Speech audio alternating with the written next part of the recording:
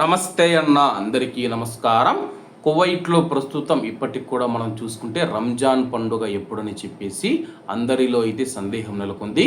కొంతమంది కువైటు ఖగోళ శాస్త్ర లెక్కల ప్రకారం మార్చి 30 ఆదివారం అంటూ చెబుతూ ఉంటే, మరికొంతమంది ఇస్లామిక్ చట్టాల ప్రకారం మార్చి 31వ తేదీ సోమవారం ఉంటుందని చెప్పేసి విరుద్ధమైన ప్రకటనలు చేస్తూ ఉన్నారు.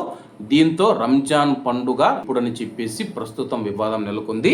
వివరాల్లోకి వెళితే, కువైటు ఖగోళ శాస్త్రవేత్త మార్చి 29 షావాల్ నెలవంక ఖగోళ శాస్త్రంలో పుడుతుంది, కానీ దాన్ని చూడటం అసాధ్యమని చెప్పేసి మార్చి 29వ తేదీ ఆకాశంలో నెలవంక పుడుతుంది, కానీ దాన్ని చూడటం అసాధ్యమని చెప్పి ఆయన వెల్లడించారు.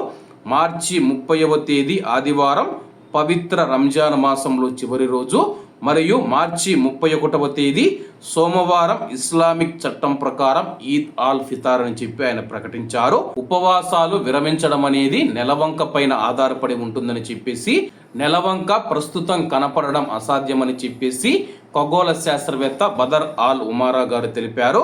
అలాగే కువైట్లోని మరో ఖగోళ శాస్త్రవేత్త ఖలీద్ ఆల్ జకాక్ గారు మాట్లాడుతూ, కువైట్లో ఈద్ మొదటి రోజు మార్చి 30వ తేదీ అని చెప్పేసి ఆయన అయితే వెల్లడించడం జరిగింది.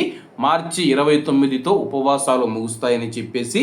అలాగే మరొక ఖగోళ శాస్త్రవేత్త అదేల్ ఆల్ సాదున్ గారు మాట్లాడుతూ, కువైట్లో ఈద్ మొదటి రోజు మార్చి 31 సోమవారం అని చెప్పేసి, అరబ్ మరియు ఇస్లామిక్ ప్రపంచంలోని అన్ని ప్రాంతాలు మార్చి 29 శనివారం నెలవంకను చూడటం అసాధ్యమని చెప్పేసి ఆయన కూడా తెలిపారు.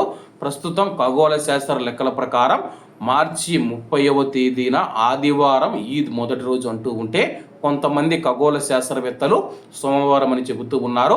మార్చి 29 శనివారం సాయంత్రం మనం చూసుకుంటే మూన్ సైటింగ్ అథారిటీ సమావేశం నిర్వహించిన తర్వాత దీనిపైన స్పష్టత వచ్చే అవకాశం ఉంది. కాబట్టి అందరూ బాగుండాలి, అందులో మనం ఉండాలి. అందరికీ నమస్తే అన్న, జై హింద్.